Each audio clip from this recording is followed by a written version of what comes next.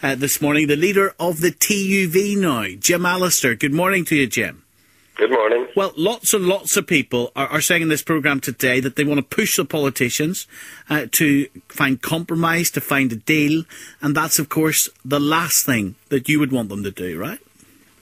Well, I certainly want progress for Northern Ireland. I want durable democratic devolution, but I recognise that the form of devolution we have can never deliver that, and indeed the spectacle going on at Hillsborough is confirmation in itself of that, because this is a system guaranteed to fail, because it's built upon the mutual vetoes of two exclusive aspirations. And once you build a system of devolution in that, don't be surprised that it dissolves into total chaos and conflict and deadlock. And we've had that now for 3 years. How many failures of Belfast Agreement devolution do we have to have? So what? People waking up, smell the coffee and realise that this is a system built on sand which cannot and will never work. So what, Jim Allister, would be your alternative? How would you sort the parading crisis, for example? Fundamentals. Let me illustrate it to you. With two prime ministers sitting in Hillsborough, trying to prop up a system which espouses and promotes and demands something they would never tolerate for themselves. Would the government in Dublin ever contemplate a system of government where you're not allowed as a voter to vote a party out of government because it's mandatory coalition? Would they ever tolerate a system where you're not allowed to have an opposition? Of course they wouldn't. Likewise in London. And yet we have this artificial monstrosity that can never work, imposed nowhere else in the world are you denied those rights. And it's because it is imposed in the form of mandatory coalition with the mutual vetoes that it brings that we're in this inevitable deadlock. And even if they limp through today, it'll be not very long before the gun is back at the head of the DUP from Sinn Féin, who have an insatiable list of demands in terms of their political agenda. Interesting. Agenda for policing and justice is one. Interesting how you ducked the question. Sorry? Interesting how you ducked the question. What's your alternative? I thought I made it very clear. And you as a campaigner for just issues, I would very much like you to take it up. Why is it that in Northern Ireland... What's your alternative? This is the alternative.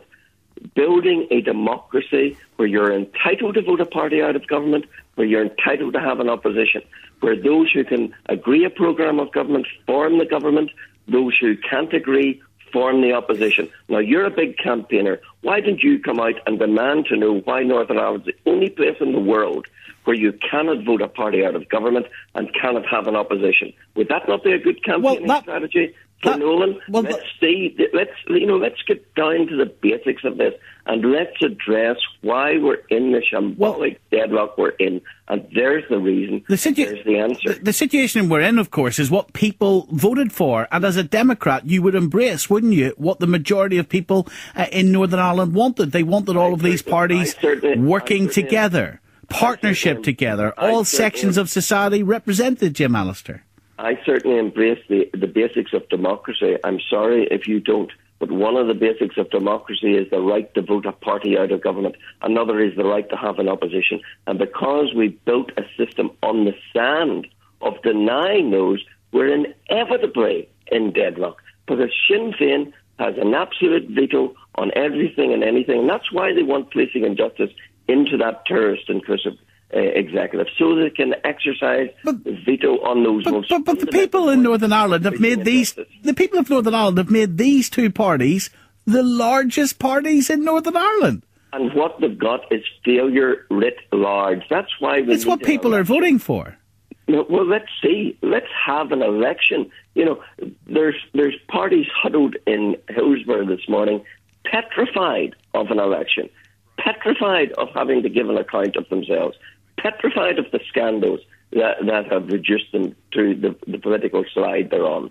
Let's have an election. Let's get a system which can work and be done with this perpetual failure which Belfast Agreement devolution guarantees in perpetuity. If the Prime Minister... We can't go on like this. If your Prime Minister, Gordon Brown, called you up there, would you go?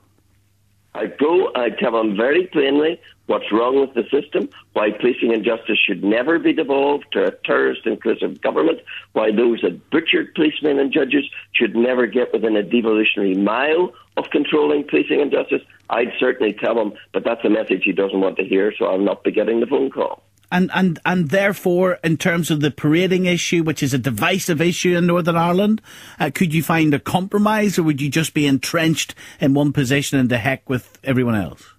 No, I'm interested in moving politics forward, but I recognise the basis and the foundation has to be right. Parading, very important issue, one that needs to be resolved. Do you think the Parades Commission should stay, for example, Jim?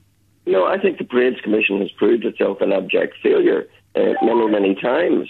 But I do. So you agree with the DUP there? No, sorry, I do say this, that I don't want to be out of the frying pan into the fire, and I don't see a great deal of merit in putting contentious parades under the aegis of those appointed by the joint First Ministers, and to bring it even closer to the meddling hand of Martin McGuinness. But you do agree with the DUP that the Parades Commission should go? Yes, of course the Parades Commission should go. I also agree with things the DUP have long since abandoned. Not so long ago on your programme, we had Jeffrey Donaldson telling us most robustly that the preservation of the full-time reserve was a precondition. I don't hear any talk about that today. Same Mr. Donaldson told us not so long ago the dissolution of the Army Council was a precondition. Don't hear any talk about that today, but what we have at Hillsborough is Sinn Féin IRA trying to get their meddling hands on every dimension of policing and justice so that they can bring the same chaos as they brought to education to that most seminal of issues, policing and justice, and so that they can advance their agenda, not to bring good government to Northern Ireland, but to their self-fulfilling prophecy of Northern Ireland being a failed political entity. Or maybe the difference between you and the other parties, Jim Allister, is you can shout from the sidelines because you're not a big part of that process, and what those politicians have got to do, because they're in government, is they've actually got to find ways of working together, and maybe it's difficult for them, but maybe that's what's grown up about politics in Northern Ireland.